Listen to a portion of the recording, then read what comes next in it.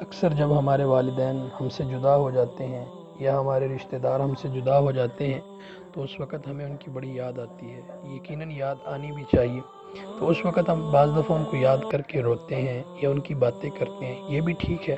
لیکن ان سب سے بہتر یہ ہے کہ جب بھی ہمیں ہمارے بچھڑے ہوئے دوست احباب، ماں باپ، بہن بھائی، رشتہ دار یاد آئیں تو اس وقت ہمیں ان کے لیے دعائیں مغفرت کرنی چاہیے، دعائیں رحمت کرنی چاہیے۔ اور اس کا طریقہ اللہ تعالیٰ نے قرآن مجید میں بہت سارے مقامات پر ہمیں سکھایا ہے، جس طرح ربنا اغفر لی ولی والدیہ، یہ اپنے والدین کے لیے دعا ہے، تو ہم یہ دعا کیا کریں۔ اور اسی طرح اللہ کے پیارے محبوب علیہ السلام نے فرمایا اللہم اغفر لنا وللمؤمنین والمؤمنات والمسلمین والمسلمات، تو یہ دعا تمام مومنین مومنات کے لیے، مسلمین مسلمات کے لیے ہے۔ تو اللہ کریم ہم سب کو ان دعاؤں کو سیکھنے کی اور اپنے مرحومین کے لیے دعائیں کرنے کی توفیق عطا فرمائیں، آمین۔